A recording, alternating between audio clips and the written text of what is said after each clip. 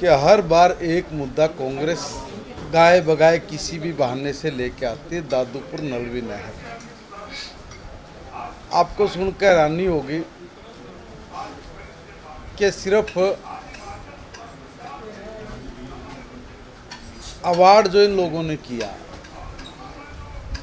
वो भी ठीक नहीं कर पाए थे। 2000 एकड़ जमीन एक्वायर होने की बजाय 800 एकड़ जमीन ही एक्वायर हो पाई थी। 2200 एकड़ 2200 वही 2022 में थी। और उसमें भी बहुत सारे किसानों ने अपनी सहमति जताई और उन्होंने कहा कि भाई हमें हमारी ज़मीन वापस कर दो और ये पैसे भरा लो। लगभग 125 लोगों ने पैसे जमा कराए और अपनी ज़मीन वापस ली है। किसान खुश हैं कि ये काम यहीं पे रुक जाए। लोगों ने उस वक्त विरोध प्रदर्शन किया था कि भाई हमारी ज़मीन को ज़बरदस्ती एक्वायर मत करो, मगर कोई नाक का सवाल बना रखा था। यही नाक का सवाल बना के अब भी आते हैं, गाए बगाए हर सेशन में इसका सवाल लगाते हैं, इस पर चर्चा करते हैं, फिर चर्चा से मुकर जाते हैं, भाग जाते हैं, वॉकआउट करते हैं। कभी भी इन लोगों ने प्रॉपर इसका जवाब नहीं सुना। एक बार दो बार मनोहर लाल जी के समय में 2014 वाली टर्म में इनको तसल्ली से इसका जवाब दिया था, मगर वही बात है कि हम तो ढीठ है, मानेंगे नहीं। रही बात रोहतक के तालाब की, आप बात करो, मैं अभी भी कह रहा हूँ वहाँ पे ये अभी भी बात को घुमाएंगे। हमने कहा कि वहाँ कागजों में कोई तालाब नहीं है। ये कहते हैं वहाँ तालाब है। भाई हम कब मना कर रहे हैं? तालाब है कि नहीं हम मना नहीं कर रहे हैं, तालाब होगा, हम मना नहीं कर रहे हैं, मगर कागज में तालाब नहीं है। नहीं, बत्रा साहब दिखा रहे हैं सर गैर मुमकिन तालाब है, फर्द दिखा रहे हैं। देखिए नहीं, वो फर्द लेकर के आए। मैं एक निवेदन कर रहा हूँ कि भाई जो चीज़ मीडिया में दिखा सकते हैं वो सदन के पटल पे भी रख सकते हैं। सदन के पटल पे रखने में क्या प्रॉब्लम थी? अगर कोई ऐसी बात है तो सदन के पटल पर रख देते, भाई ये है, हम भी दिखवा लेते उसको कि क्या सही है क्या गलत। जो पहला इशू था दादूपुर नलवी नहर का, क्या उसमें कोई तकनीकी दिक्कतें भी थी? वो कह रहे थे कि उसकी दिशा ही नहीं ठीक थी। वो नहीं, उसमें मैं नहीं कहूँगा कुछ भी। देखो असल में ये क्या है कि रिचार्ज होना चाहिए, उसके लिए बारिश का पानी ज़्यादा आ जाए उसके लिए, और हमारा जो SYL का पानी आ जाएगा उस पानी के लिए सब चीज़ें बनाई गई थी। मगर जिसका स्टार्टिंग से ही विरोध हो और उसमें किसानों ने अपनी ज़मीन देने से भी मना किया हो और उसका विरोध प्रदर्शन किया हो, और जिसमें ज़मीन पूरी नहीं ले पाए, एक्वायर नहीं कर पाए, लोगों ने विरोध किया था, फिर भी ज़बरदस्ती उस पर काम करके जितना उन्होंने किया। अब उसमें हमने किसानों को ऑफर दिया, किसानों ने इस बात को माना और अभी तक किसान इस बात के लिए तैयार है अभी भी कि भाई हमें हमारी ज़मीन दे दे, वो पैसे भरने के लिए। लेकिन सर ये 20 दिसंबर की तरफ से सवाल उठाएगा शिक्षण संस्थान को लेकर। किसकी तरफ से? दिनेश फोगाट की तरफ से जी। सवाल उठाया कि कॉलेज बनाया जाए, महिला कॉलेज बनाया जाए। आपने जवाब भी दिया। हाँ, देखिए मैं एक निवेदन करूँ, हमारे पास कॉलेज के लिए हमने लगभग 70-75 कॉलेज बनाए, 79 कॉलेज टोटल 79, और इसमें 20 किलोमीटर की परिधि को तय किया कि हर 20 किलोमीटर पे हम लोग एक कॉलेज पढ़ाएंगे, और इसमें 31 महिला कॉलेज हम लोगों ने बनाए हैं। खुद जुलाना में 1 किलोमीटर की दूरी पे एक कन्या महाविद्यालय, 2 किलोमीटर की दूरी पे एक सरकारी महाविद्यालय, दोनों में सीट वेकेंट है, सीट खाली है, भरी नहीं है। हम लोग ये कह रहे हैं कि देखिए अगर कोई व्यवस्था उपलब्ध ना हो तब तो हम लोग उसके ऊपर काम करें। जब एक चीज़ वहाँ पे है ऑलरेडी तो उसमें दूसरी चीज़ की आवश्यकता नहीं पड़ती। फिर भी हमने क्योंकि विनेश जी ने इस देश के लिए परचम लहराया है, उनका मान सम्मान वो बढ़ता है, और इसलिए हमने उनको कहा कि भाई अगर ये सीट पूरी हो जाए और फिर भी कोई दिक्कत आए तो भविष्य के लिए उनकी प्रपोजल पे ना नहीं हाँ है, भविष्य के जब भी कभी मंत्री जी नहर वाले इशू पे, मंत्री जी नहर वाले इशू पे सीएम ने कल एक हाउस ही में- जगह से बाहर निकलो यार, हाउस- नहर वाले नहीं, तो बहुत बात। उसमें ये कहा था कि हम सुप्रीम कोर्ट में जा रहे हैं, तो क्या कोई लीगल राय ली गई है और क्या कदम है अगला? देखिए उस पर माननीय मुख्यमंत्री जी अब जवाब देंगे। सर शिक्षकों की कमी का मुद्दा भी सदन में उठा। देखिए कोई शिक्षकों की कमी नहीं है, उसको थोड़ा व्यवस्थित करने की बात है। अभी मैं भी 2.5-3 महीने पहले ही बना हूँ और बनने के बाद मैंने एक मुस्का की रेशनलाइजेशन हम लोग करेंगे और ये भी मैंने सीधा निर्देश जारी किया है कि हर स्कूल में टीचर उपलब्ध हो, बिना टीचर के एक भी स्कूल नहीं होगा। जैसे पहले बोल देते हैं कि जी यहाँ पे है नहीं है, होगा जरूर कुछ ना कुछ बात होगी तभी कोई बात निकल के आती होगी, मगर मैंने दिखवाया है, अभी तक है नहीं। कमी ज़रूर है कि किसी जगह पे 2 टीचर होने थे वहाँ पे 1 है, कई जगह 5 टीचर होने थे वहाँ पे 3 है, इस तरह की बात तो आई है।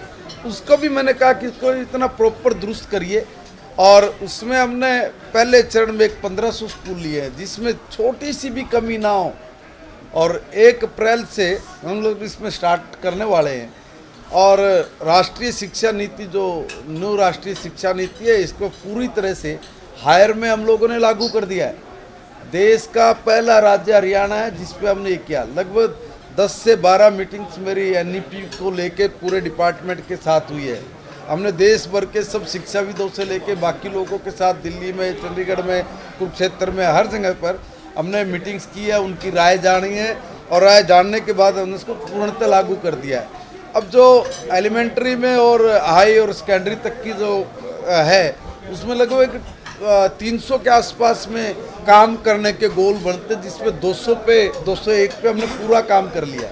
अब जो ये 99 गोल्स अचीव करने बचते हैं इसमें कुछ ऐसे कि जो अलग अलग डिपार्टमेंटों के साथ मिलकर हम लोगों को करने हैं, कुछ ऐसे जो निरंतर चलेंगे, कोई एफडी से संबंधित होते हैं, कोई दूसरे मामले होते हैं, वो चलेंगी। यानी कुल मिला के हम लोग 2025 के अंत तक आते आते या नेक्स्ट सेशन तक हम लोग पूर्णतः राष्ट्रीय शिक्षा नीति को लागू करके देश में प्रथम राज्य बनेंगे और उसमें कहीं चूक ना हो, इसलिए हमने समाज के हर वर्ग से इस पे राय मांगी है। सर ये जो 1500 स्कूलों की बात आपने बताई, क्या खासियत रहेगी? इन 1500 स्कूलों में खेल का स्थान होगा, 1500 स्कूलों में पीने के पानी से लेके, टॉयलेट से लेके, पंखा से लेके, टीचर से लेके हर तरह की सुविधा उपलब्ध होगी। और मंत्री जी मंत्री दिल्ली विधानसभा के चुनाव में यमुना की सफाई को लेकर के काफ़ी गहमा गहमी रही है और यमुना की दिल्ली की सरकार उसकी सफाई पर ध्यान भी दे रही है, लेकिन हरियाणा में ऐसे कई नाले हैं जिनका पानी जो है सीधे यमुना जी में जा रहा है। हरियाणा सरकार यमुना की सफाई को लेकर क्या कदम उठा रही है? देखिए मैं एक बात कहना चाहता हूँ, हो सकता है कि कुछ नाले गए हो, मैं ना नहीं कर रहा हूँ क्योंकि मेरी जानकारी में भी नहीं है, मैं बेवजह आपके क्षेत्र से तो सबसे ज्यादा होंगे सर पानीपत से आते देखिए हो। अब अद्भुत बात यही है जो इन्होंने कहा। मैं कह रहा हूँ पानीपत में एक भी नाला दिखा दे जो यमुना जी तक जाता हो। अच्छा। पानीपत सिटी से लेके यमुना के बीच में लगभग 22 से 23 किलोमीटर का गैप है और वहाँ पे मुझे अद्भुत बात है कि आम आदमी पार्टी का नेता जाके एक नाले खड़े बोला देखो ये पानी यमुना जी में जाता है। भाई यमुना जी में कहाँ से जा रहा है? वो नाला दिखाता तो मामले में कौन सा जाके यमुना जी में पड़ रहा है। मैं तो वहीं का वासी हूँ, हमने तो आज तक अपनी ज़िंदगी में देखा नहीं कोई उन्होंने खोद खाद के लेके गए तो रात मेरा नहीं भाई मैंने। अच्छा, ऑनलाइन ट्रांसफर पॉलिसी को लेकर शिक्षकों को इंतजार है सर। हाँ बिल्कुल, जो उस पहले आप पूरा आपको दे दो।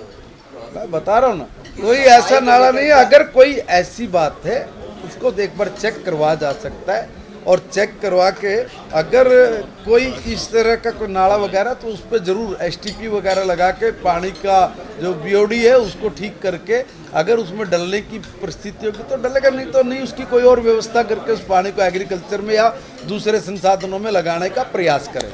मंत्री जी ऑनलाइन पॉलिसी को लेकर के शिक्षकों को इंतजार है क्योंकि बड़ा तबका है। आप बता रहे हैं कि इसके अंदर रैशनलाइजेशन या फिर नए कुछ बदलाव किए जा रहे हैं, कब तक ये हो जाएंगे और कब तक ऑनलाइन ट्रांसफर खुलेंगे? विभाग को निर्देश दिए हुए बहुत तेजी के साथ उस पर काम कर रहे हैं और मैंने उनको कहा हुआ है कि कोशिश करिए कि 1 अप्रैल तक आप अपने काम को पूर्ण कर लें। इसके बाद खुलेंगे ऑनलाइन ट्रांसफर? बिल्कुल, सब चीज़ें ऑनलाइन, सब चीज़ें। राव साहब बैठे हैं। मंत्री जी जिस तरीके से पेपर लीक हो रहे हैं 10वीं के बोर्ड के 12वीं के बोर्ड के, क्या कहेंगे? क्योंकि इससे पहले देखिए, मैं एक बात बताना चाहता हूँ, लीक हो रहे नहीं, एक बार हुआ लीक, मामला संज्ञान में आया। एक तो मामला ऐसा, उसमें क्या करोगे, एक शरारती बच्चा बैठते उसने पेपर लिया, हाथ में आते ही वो खिड़की से बाहर फेंक दिया, अब वो उठाया, वो लीक हुआ। कड़ी सख्ताई हम लोगों ने की है और उसमें इस तरह का प्रावधान कर दिया कि कहीं कोई आसपास में भी अगर कोई मिलता है तो उसको भी नहीं बख्शेंगे। अब जब थोड़ी सी सख्ताई करनी शुरू की तो समाज के लोग आ गए कि नहीं जी ये तो ऐसे बैठे थे, नहीं जी वो ऐसे बैठे थे। फिर भी हमने उनको कहा कि ये एक चांस है, भविष्य में हम लोग इस तरह की अगर कहीं पे कोई गड़बड़ या किसी तरह की बात हुई तो उसको किसी भी सूरत में बख्शेंगे नहीं। ये बच्चों के भविष्य के साथ खिलवाड़ करना ये ठीक नहीं है। राव साहब, कल आपका नाम लेकर के रघुवीर कादियान ने बोला कि एक अंग्रेजी अखबार में लिखा हुआ है आपके नाम से एक इंटरव्यू छपा हुआ है कि गुरुग्राम जो है कैपिटल ऑफ करप्शन है, इस तरीके की बात लिखी है। उसके अंदर जो बात आपने कही थी उनका जिक्र किया गया था। कैसे देख रहे हैं आप गुरुग्राम की उस व्यवस्था को? नहीं, जिस समय उन्होंने कहा उस समय मैं सदन में मौजूद नहीं था और मैंने आज अखबार भी नहीं पढ़ा कि क्या उन्होंने कहा, पढ़ के फिर बता सकता हूँ। आप ही के बयान को उन्होंने दोहराया, उन्होंने कहा कि मंत्री खुद कह रहे हैं इस बात को कि भाई वहाँ करप्शन है, तहसीलों के अंदर करप्शन है, इस बात को उसके अंदर कहते नजर आ रहे हैं। ये चुनाव से पहले की बात थी और चुनाव के बाद भी मैं कहता हूँ कि यदि हम कहें कि 100% करप्शन हमने खत्म कर दी तो ऐसी कोशिश हमारी है कि करप्शन खत्म हो, लेकिन मैं कह दूं करप्शन बंद होगी ऐसा संभव नहीं है। अभी करप्शन शुरू होता है। गुड़गांव क्योंकि इकोनॉमिक कैपिटल हरियाणा की मैं कह सकता हूं, तो करप्शन तो है। कोशिश है हरियाणा सरकार की उसमें कमी आए और ख़त्म हो। आहिस्ता आहिस्ता प्रयास कितने कामयाब हो जाते हैं वो सब अनुसार आपको बताऊंगा। राव साहब, आप एक पोस्ट के व्यक्ति को 2 चार्ज उसके विरोध में भी थे, उसे भी मैं पहले भी विरोध में था, आज भी विरोध में हूँ, लेकिन सरकार बनने के बाद उतने ट्रांसफ़र अभी नहीं हुए। उम्मीद है कि सेशन खत्म होने के बाद सरकार ट्रांसफर खोलेगी और मुझे उम्मीद है कि एक आदमी को एक ही पोस्टिंग मिलेगी। आप दोनों सर वरिष्ठ मंत्री बैठे हैं, मंत्रियों को भी ट्रांसफर पावर मिले, इसको लेकर के आपकी क्या राय है? दोनों ये तो हर सरकार में हर मंत्री की कोशिश होती है मेरी पावर को, लेकिन कोई बात नहीं, ये कोई चीफ मिनिस्टर अपने लेवल पे कर दे, लेकिन ट्रांसफर खुलने चाहिए और मिनिस्टरों की माननी चाहिए और माना भी गया है। कभी ये तो ठीक है, एक बार सरकार तीसरी बार बनी है तो कुछ दिनों के लिए ट्रांसफ़र खोलने चाहिए, उसके बाद हो सकता है कि 1-2 साल ना खोले। बार बार मैं भी शक में नहीं हूँ कि ट्रांसफ़र हो, 3 साल में एक बार ट्रांसफ़र जरूर होनी चाहिए। अधिकारी को काम करने का मौका मिलना चाहिए और यदि वो काम नहीं करता तो उसको सजा भी मिलनी चाहिए। एक पत्र आया था सर चीफ सेक्रेटरी ऑफिस से कि अगर बाहरी दबाव किसी कर्मचारी अधिकारी ने डलवाया ट्रांसफर के लिए, चाहे वो मंत्री का ही क्यों ना हो, उसे वाजिब नहीं माना जाएगा। इसको कैसे देखते हैं सर? नहीं, मैं ये मानता हूँ कि हो सकता है कि राजनीतिक दबाव के कारण भी हम लोगों को सिफारिश करनी पड़ती है। चीफ सेक्रेटरी रैंक का अधिकारी है, बड़ा अफसर है, उनके संज्ञान में हमसे ज़्यादा उस अधिकारी के बारे में जानकारी होती है। यदि ऐसी बात है तो उसको सजा मिलनी चाहिए। वाह, चल बहुत